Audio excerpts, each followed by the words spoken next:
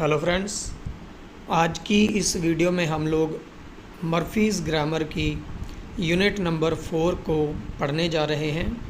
और जैसे कि हमने यूनिट नंबर 3 किया था, तो वैसे ही यूनिट नंबर 4 भी वही है, present continuous and present simple too. तो इसमें कुछ चीज़ें उससे अलग होंगी और आप लोगों को ये समझने में और ज़्यादा हेल्प मिल जाएगी कि प्रेजेंट कंटिन्यूअस का हम लोग कहाँ पे यूज़ करते हैं और प्रेजेंट सिंपल का कहाँ पे यूज़ करते हैं। तो बड़े ध्यान से इस वीडियो को शुरू से लेकर एंड तक आप लोगों ने देखना है।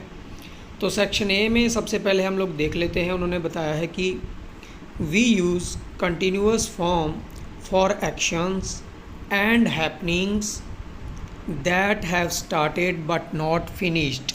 तो ये चीज़ हमने पहले भी देखी है कि उन एक्शंस के लिए या उन हैपनिंग्स के लिए हम लोग प्रेजेंट कंटिन्यूअस टेंस का यूज़ करते हैं जो शुरू तो हो गई हैं लेकिन अभी तक ख़त्म नहीं हुई हैं, जो अभी तक फिनिश नहीं हुई हैं। जैसे दे आर ईटिंग, यानी कि उन्होंने खाना स्टार्ट किया लेकिन अभी तक खाना ख़त्म नहीं किया। इट इज़ रेनिंग, यानी कि रेन हो रही है, रेन होना शुरू हुआ है, बारिश होना शुरू हुआ है लेकिन अभी तक रुकी नहीं है। उसके बाद some verbs for example know and like, ये ऐसी वर्ब्स हैं जिनको हम लोग नॉर्मली कंटिन्यूअस फॉर्म में यूज़ नहीं कर सकते। हम लोग आई एम नोइंग नहीं बोलते, हम लोग दे आर लाइकिंग नहीं बोलते, हम कहते हैं आई नो या दे लाइक।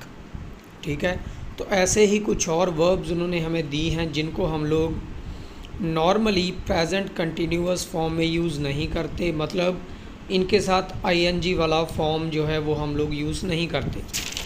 ये वर्ब्स कौन सी हैं? जैसे आपको दिखाई दे रहा है, like, want, need, prefer, know, realise, suppose, mean, understand, believe, remember. तो ये जो वर्ब्स हैं सभी, इनको आप ध्यान में रखिए, इनके साथ हम लोग कंटिन्यूअस फॉर्म का यूज़ नहीं करते। एग्जाम्पल्स देख लेते हैं। I am hungry, I want something to eat. अब यहाँ पे वॉन्ट जो वर्ब है उसके साथ हम आईएनजी नहीं यूज़ करते। आई एम वॉन्टिंग हम कभी नहीं बोलते। ठीक है, नेक्स्ट देख लीजिए। Do you understand what I mean, क्या तुम समझ रहे हो, मेरा मतलब क्या है। समझ रहे हो यानी कि उस टाइम पे रहे होना, किसी काम के चल रहे होने का सेंस तो देता है, लेकिन अंडरस्टैंड के साथ हम लोग कभी भी आईएनजी का यूज़ नहीं करते। Anna doesn't seem very happy at the moment. अब एट द मोमेंट आया है तो आपके दिमाग में आ सकता है कि बोलने के टाइम पे ये काम चल रहा है, लेकिन सीम जो वर्ब है यहाँ पे हमारी, उसके साथ हम लोग कभी भी आईएनजी का यूज़ नहीं करते। ठीक है, तो ये चीज़ें आपको ध्यान में रखनी है। बी सेक्शन में आ जाइए। बी सेक्शन में है थिंक। थिंक एक वर्ब है, ये चीज़ आप लोग जानते हैं, लेकिन थिंक को दो तरीक़ों से यूज़ किया जाता है। पहला तरीका है when think means believe or have an opinion we don't use the continuous, यानी कि जब हम think को इस सेंस में यूज़ करते हैं कि मैं ये विश्वास करता हूँ, मैं ये मानता हूँ, या फिर मेरा ये ओपिनियन है, तो हम लोग think के साथ ing यूज़ नहीं करते। जैसे एग्जांपल्स दी हैं, आई थिंक मेरी is Canadian but I am not sure, यानी कि वो सिर्फ सोच रहा है, वो इस चीज़ को विश्वास करता है कि मेरी जो है वो कैनेडियन है, लेकिन वो श्योर नहीं है। ठीक है, तो यहाँ पे हम लोग आई एम थिंकिंग नहीं बोलेंगे, हम कहेंगे आई थिंक, मुझे लगता है मेरी इज़ कैनेडियन। ठीक है, सेकंड एग्जांपल देख लीजिए। What do you think of my plan, मतलब what is your opinion about my plan, यानी कि किसी ने कोई प्लान बनाया है तो वो अपने फ्रेंड को, मान लीजिए he is asking his friend what do you think of my plan, तुम क्या सोचते हो मेरे प्लान के बारे में, तुम्हारा क्या ओपिनियन है कि ये वर्क करेगा या नहीं करेगा, वेदर इट वर्क्स और नॉट। ठीक है, अब जब हम दूसरी सेंस में थिंक का यूज़ करते हैं, वहाँ पे आता है when think means consider the continuous is possible. जब हम थिंक का इस सेंस में यूज़ करते हैं कि हम किसी चीज़ को कंसिडर कर रहे हैं, तब हम लोग थिंकिंग वहाँ पे लगा सकते हैं। जैसे आई am thinking about what happened, मैं ये चीज़ सोच रहा हूँ, जो हुआ उसके बारे में मैं सोच रहा हूँ। I often think about it, मैं अक्सर इसके बारे में सोचता रहता हूँ। कुछ हुआ होगा ऐसा जिसको वो कंसिडर कर रहा है, जिसको वो बार बार सोच रहा है और जिसके बारे में वो अक्सर ही सोचता रहता है। ठीक है, तो वहाँ पे हम लोग थिंकिंग का यूज़ कर रहे हैं। सेकंड है Nicky is thinking of giving up her job, यानी कि वो ये चीज़ कंसिडर कर रही है कि मुझे अपनी जॉब जो है वो छोड़ देनी चाहिए। अब यहाँ पे वो कोई बिलीव नहीं कर रही कि मुझे मेरी जॉब छोड़ देनी चाहिए, या फिर उसका ये ओपिनियन नहीं है कि मुझे मेरी जॉब छोड़ देनी चाहिए, वो शी इज़ कंसिडरिंग इट, वो इसको सोच रही है। ठीक है, तो इस सेंस में हमें थिंकिंग का यूज़ करना है। आगे आप सेक्शन सी में देखेंगे, ये जो वर्ब्स हमें दी हैं, सी, हियर, स्मेल, टेस्ट, यानी कि जो हमारी सेंसेस होती हैं उनके साथ हम लोग नॉर्मली प्रेजेंट सिंपल का यूज़ करते हैं और कंटिन्यूस का यूज़ नहीं करते हैं। जैसे do you see that man over there, मतलब कि तुम उस आदमी को देख रहे हो जो वहाँ पे है। आर यू सीइंग यहाँ पे हम लोग यूज़ नहीं करेंगे क्योंकि सी के साथ हम लोग यहाँ पे आईएनजी का यूज़ नहीं कर रहे। The room smells, let's open a window, यानी कि रूम में से कुछ गंध आ रही है, हो सकता है कुछ बदबू आ रही हो, इसलिए उन्होंने बोला कि एक विंडो को ओपन कर देते हैं जिससे रूम थोड़ा फ्रेश स्मेल करेगा। अब द रूम इज़ स्मेलिंग हम नहीं कहेंगे क्योंकि स्मेल जो हमारी सेंस को यहाँ पे दिखा रहा है उस पे हम लोग प्रेजेंट कंटिन्यूअस का यूज़ नहीं करते। We often use can plus see, hear, smell, taste. Can के साथ हम इन वर्ब्स को यूज़ कर सकते हैं लेकिन फॉर्म इसकी वही रहेगी, आईएनजी नहीं लगेगा। I can hear a strange noise, can you hear it, यानी कि मैं एक अजीब सी आवाज़ सुन सकता हूँ, क्या तुम सुन सकते हो, या क्या तुम सुन रहे हो। इसका ये भी सेंस निकल के आता है लेकिन वर्ब की जो फॉर्म है वो फर्स्ट ही रहेगी। सेक्शन डी में आ जाइए। ये ऐसी दो वर्ब्स हैं जिनको हम लोग दोनों तरीके से यूज़ कर सकते हैं, लुक और फील को। जैसे you can use the present simple और continuous to say how somebody looks और फील्स नाउ, कोई कैसा दिख रहा है या कोई कैसा फील कर रहा है, इसके लिए हम लोग दोनों फॉर्म्स का यूज़ कर सकते हैं लुक एंड फील के साथ। एग्जाम्पल्स देख लीजिए। यू लुक वेल टुडे, तुम आज अच्छे दिख रहे हो, और you are looking well today, दोनों का मतलब बिल्कुल सेम है, आप दोनों में से किसी का भी यूज़ कर सकते हैं। You can use either of them. अब how do you feel now, तुम अभी कैसा महसूस कर रहे हो, या how are you feeling now, इनका सेंस बिल्कुल सेम है। लेकिन अगर हम फील के साथ एक और वर्ब का यूज़ करते हैं, या फिर हम लोग जब अपनी स्टेट के बारे में बताते हैं, I usually feel tired in the morning, अब वो इस चीज़ में इस चीज़ की बात कर रहा है कि जो रिपीटेडली कोई एक्शन हो रहा है, हर मॉर्निंग वो टायर्ड फील करता है, ऐसा वो करता है। तो यहाँ पे हम प्रेजेंट सिंपल का यूज़ करेंगे, I usually feel tired in the morning. ठीक है, आई एम यूजली फीलिंग यहाँ पे नहीं आएगा क्योंकि यहाँ पे सेंस ये है कि वो हमेशा ऐसा होता है उसके साथ, तो इसलिए प्रेजेंट सिंपल आएगा। सेक्शन ई में देख लीजिए। He is selfish and he is being selfish. अब इन दोनों में फ़र्क है। ही इज़ सेल्फिश का मतलब है कि वो ऐसा ही है, उसका स्वभाव ऐसा है, वो सेल्फिश है। But he is being selfish का मतलब होता है कि वो नॉर्मली वो सेल्फिश नहीं है, he is not selfish by nature, लेकिन वो सेल्फिश बन रहा है एट द मोमेंट, इस टाइम पे। ठीक है, तो सबसे पहले ही इज़ बीइंग का हम लोग देख सकते हैं, इसमें आ सकता है he is behaving, he is acting. ठीक है, इसकी एग्जांपल्स देख लीजिए। I can't understand why he is being so selfish, मैं समझ नहीं पा रहा हूँ कि वो इतना सेल्फिश क्यों बन रहा है, वो इतना सेल्फिश एक्ट क्यों कर रहा है। He is not usually like that, देखिए उसने कह भी दिया है कि वो यूजुअली ऐसा नहीं है, लेकिन इस टाइम पे वो बन रहा है। बीइंग सेल्फिश मतलब behaving selfishly at the moment. ठीक है, आप कह सकते हैं why are you being so rude, यानी कि इस टाइम पे तुम इतना रूड क्यों बोल रहे हो, ठीक है, क्योंकि नॉर्मली वो रूड नहीं है, आपको पता है। नेक्स्ट जो एग्जांपल है, he never thinks about other people, he is very selfish. अब यहाँ पे आप लोग कंपेयर कीजिए, ही इज़ बीइंग सेल्फिश मतलब वो नॉर्मली ऐसा नहीं है, लेकिन इस टाइम पे वो सेल्फिश बन रहा है, वहाँ पे बीइंग आएगा। बट जब उसके नेचर की बात हो रही है कि जब ये बताया जा रहा है कि वो ऐसा ही है, वो दूसरों के बारे में सोचता ही नहीं है, ही इज़ वेरी सेल्फिश, इसका मतलब है वो सुबह से ही सेल्फिश है, वो हमेशा के लिए सेल्फिश है, ठीक है। He is selfish generally, not only at that moment, ठीक है। तो इसके आगे जो और एग्जाम्पल हम लोग देखेंगे, we use am is are being to say how somebody is behaving, it is not usually possible in other sentences like it's hot today. हम ये कह सकते हैं इट्स हॉट टुडे, आज बहुत गर्मी है, ये नहीं कह सकते it is being hot today, ठीक है। सरा इज़ वेरी टायर्ड, अब उसकी स्टेट के बारे में बताया गया, सरा बहुत थकी हुई है। सरा इज़ नॉट बीइंग टायर्ड हम नहीं बोल सकते, क्योंकि वो टायर्ड होने का एक्ट नहीं कर रही, वो सच में टायर्ड है, ठीक है। अब इसकी एक्सरसाइजेज हम लोग देख लेते हैं।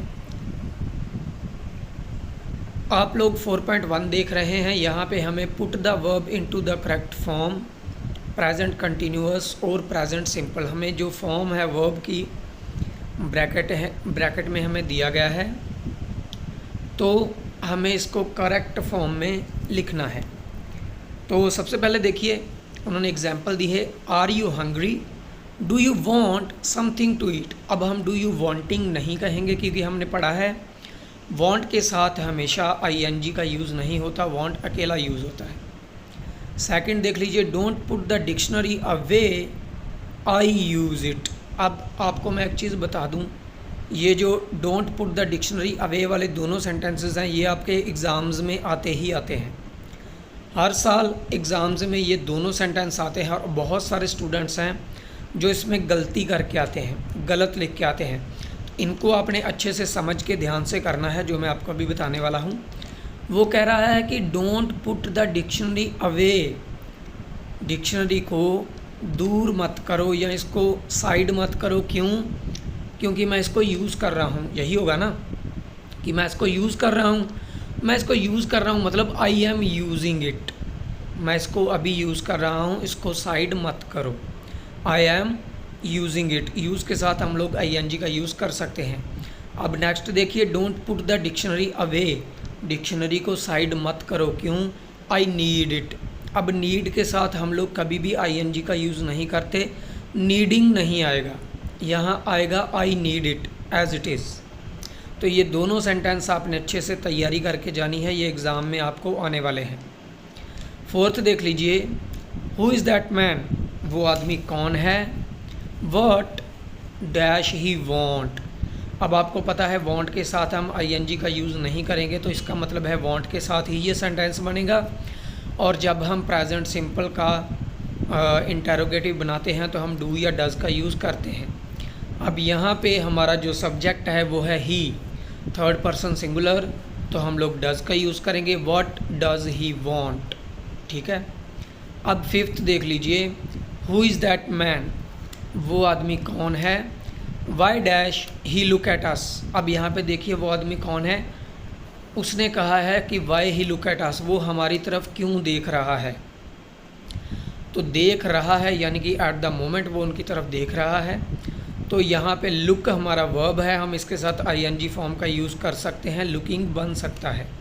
इसलिए why is he looking at us, is आएगा क्योंकि यहाँ पे जो सब्जेक्ट है वो ही है हमारा, और ही के साथ हम लोग हमेशा इज़ का यूज़ करते हैं। जब भी इंटरोगेटिव बनाना होता है हेल्पिंग वर्ब पहले आ जाती है सब्जेक्ट से।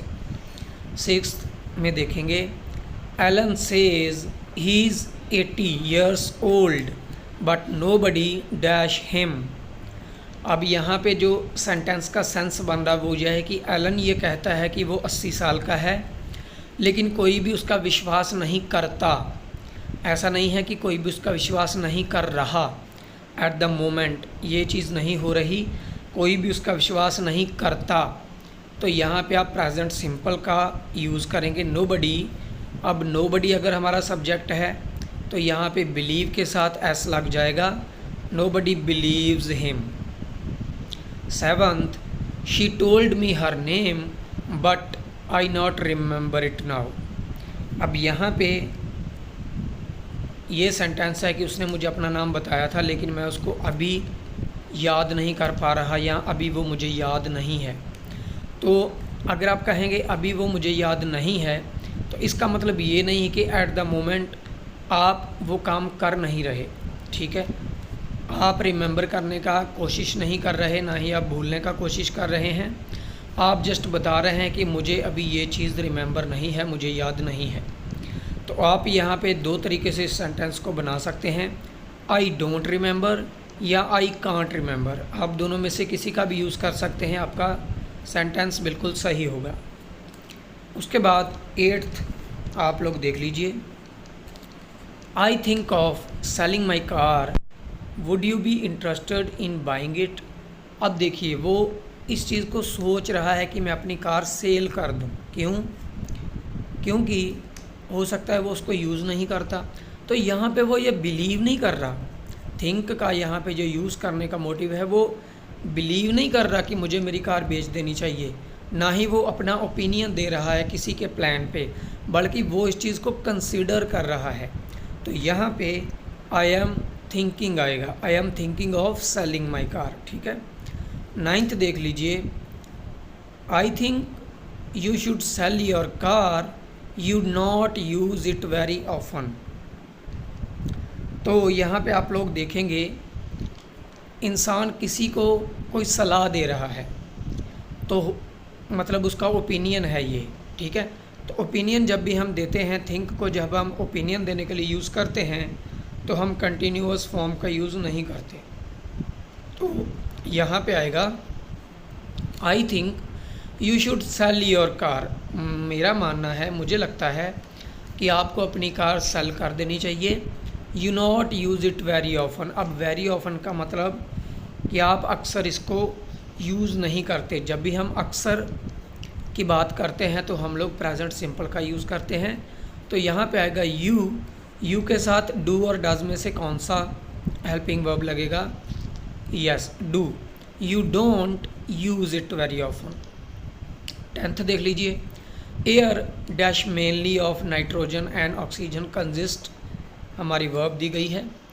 इस सेंटेंस का मतलब ये बनता है कि एयर जो है, हवा जो है, वो नाइट्रोजन और ऑक्सीजन को कंसिस्ट करती है मेनली।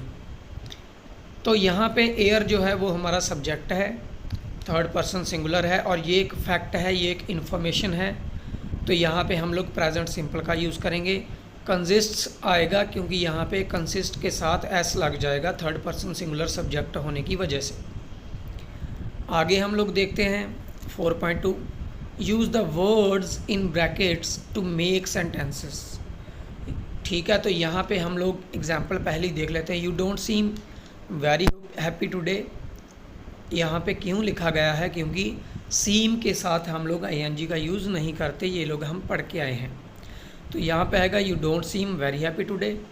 अब सेकंड में देखिए, बात करने के टाइम पे वो जो आदमी है वो कुछ सोच रहा है, यानी कि वो सोचने के काम को कर रहा है, हमें ऐसा दिख रहा है। तो अगर हम उससे पूछेंगे तो यही पूछेंगे कि तुम क्या कर रहे हो, ठीक है। तो इसके लिए कंटिन्यूस फॉर्म का यूज़ करेंगे। व्हाट, यू हमारा यहाँ पे सब्जेक्ट है, तो यू के साथ हम लोग आर का यूज़ करते हैं। जब भी इंटरोगेटिव बनाना है तो आर पहले आ जाएगा यू से। व्हाट आर यू, डू के साथ ing आ जाएगा क्योंकि वो इस टाइम पे eight the moment of speaking वो कुछ कर रहा है। अब वो उसको कहता है बी क्वाइट, कि चुप रहो। आई थिंक, क्योंकि इस टाइम पे वो काम कर रहा है, हमें ऑलरेडी पता है। तो यहाँ पे आएगा आई एम थिंकिंग, क्योंकि मैं अभी थिंकिंग कर रहा हूँ, सोच रहा हूँ। 3rd देखिए, who this umbrella belong to. अब वो पूछ रही है कि ये जो अम्ब्रेला है ये किसकी है, ये छतरी किसकी है। तो ये एक कंटिन्यूस फॉर्म में सेंटेंस नहीं बन सकता क्योंकि बिलोंगिंग यहाँ पे नहीं आएगा। ठीक है, क्योंकि वो जस्ट पूछ रही है, कुछ ऐसा सेंस नहीं आ रहा कि इस टाइम पे वो छतरी कुछ कर रही है। ठीक है, तो यहाँ पे आएगा दिस अम्ब्रेला हमारा सब्जेक्ट है, तो डू या डज में से डज लग जाएगा। Who does this umbrella belong to. ठीक है, तो उसका आंसर है आई हैव नो आइडिया, मुझे पता नहीं है। अब फोर्थ में आ जाइए, हमारी सेंसेस की बात हो रही है। स्मेल करना हमारी सेंसेस में आता है। उसने कहा द डिनर स्मेल गुड।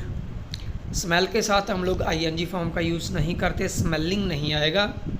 यहाँ पे आएगा the dinner smells good. Smells क्योंकि द डिनर जो है वो हमारा सब्जेक्ट है और थर्ड पर्सन सिंगुलर है। फिफ्थ में देखिए excuse me anybody sit there, तो वो पूछ रही है क्या कोई वहाँ पे बैठा है। ठीक है, तो यहाँ पे जब हम इस तरीके से इसको यूज़ करते हैं तो कंटिन्यूस फॉर्म में ये सेंटेंस बनेगा। वो पूछ रही है क्या वहाँ पे कोई बैठ रहा है, हो सकता है अभी के लिए वो उठ के गया हो लेकिन वो उनके साथ वहाँ पे बैठ रहा हो। तो यहाँ पे excuse me is anybody sitting there आएगा, क्योंकि इज़ एनीबडी के लिए लगेगा, हमारा थर्ड पर्सन सिंगुलर है, और सिट के साथ आईएनजी लग जाएगा, ये सिटिंग बन जाएगा। इज़ एनीबडी सिटिंग देयर, वो कहता है नो इट्स फ्री, वहाँ पे कोई भी नहीं बैठ रहा, ये फ्री है। सिक्स्थ में देखिए, अब जो ग्लव्स हैं वो छोटे हैं, उसको फिट नहीं हो रहे, तो ये ऐसा नहीं है इस टाइम पे ग्लव्स कुछ कर नहीं रहे, जो हमारा सब्जेक्ट है वो कुछ कर नहीं रहा। जब भी हमारा सब्जेक्ट कुछ कर रहा होता है तभी हम लोग आईएनजी फॉर्म का यूज़ करते हैं। अब वो एक इन्फॉर्मेशन दे रही है कि ये जो ग्लव्स हैं ये मुझे फिट नहीं हो रहे, ये बहुत छोटे हैं, तो यहाँ पे प्रेजेंट कंटिन्यूस आएगा। दीज ग्लव्स डोंट फिट मी। ठीक है, डोंट का यूज़ करेंगे क्योंकि प्लूरल में हमारा सब्जेक्ट है। 4.3 में आ जाइए, यहाँ पे जो अंडरलाइन किया हुआ वर्ब है वो राइट है या रॉन्ग है, इसको हमें बताना है। तो फर्स्ट एग्जांपल आप लोग देख ही सकते हैं, Nicky is thinking of giving up her job. वो ओपिनियन नहीं दे रही, ना ही वो बिलीव कर रही है, वो इस चीज़ को कंसीडर कर रही है, इसलिए इज़ थिंकिंग यहाँ पे ओके है। Are you believing in God. अब देखिए ये जो सेंटेंस है हमारा are you believing in God, ये कंटिन्यूस फॉर्म में कभी नहीं बनता, क्योंकि हम लोग जनरली पूछते हैं do you believe in God, क्या तुम भगवान में विश्वास करते हो। तो यहाँ पे कर रहे हो ऐसा वाला सेंस नहीं आता, इसलिए आर की जगह डू हो जाएगा, बिलीविंग की जगह बिलीव हो जाएगा। Do you believe in God. Third देख लीजिए, I am feeling hungry, is there anything to eat. तो ये हमारा जो सेंटेंस है वो ओके है, क्योंकि आई एम फीलिंग हंग्री फील के साथ हम लोग आईएनजी का यूज़ कर सकते हैं, यानी कि इस टाइम पे वो हंग्री फील कर रहा है, उसके द्वारा कुछ करने का सेंस आ रहा है। ठीक है, फोर्थ देख लीजिए, this sauce is great, it is testing really good. अब हमें पता है टेस्ट के साथ हम लोग आईएनजी का यूज़ नहीं करते, तो ये गलत है। यहाँ पे आएगा it tests really good, test के साथ एस लग जाएगा। फिफ्थ देख लीजिए, I am thinking this is your key, am I right. अभी वो मान रहा है इस चीज़ को, वो कह रहा है कि मुझे लगता है कि ये तुम्हारी की है, ये तुम्हारी चाबी है, मैं विश्वास करता हूँ कि ये तुम्हारी चाबी है। तो जब भी थिंकिंग को हम बिलीव के लिए यूज़ करते हैं तो वहाँ पे हम लोग थिंकिंग नहीं लगाते, सिर्फ थिंक लगता है। I think this is your की, यहाँ पे ये आएगा। ठीक है, 4.4 देख लीजिए, यहाँ पे हमें क्या करना है, मोस्ट सूटेबल फॉर्म लगानी है बी की। बी की फॉर्म्स क्या होती हैं, एम, इज़, आर, ये हमारी बी की फॉर्म्स होती हैं। और यहाँ पे हमें इज़ एम आर बीइंग या फिर is am are simply use करना है, क्योंकि अगर तो यहाँ पे कोई इंसान एक्ट कर रहा है, वो नॉर्मली वैसा नहीं है, लेकिन एट द मोमेंट वो वैसा बिहेव कर रहा है, तो हम लोग इज़ एम आर के साथ बीइंग का यूज़ करेंगे। या फिर अगर वो है ही वैसा तो हम लोग नॉर्मली इज़ एम आर का यूज़ करेंगे।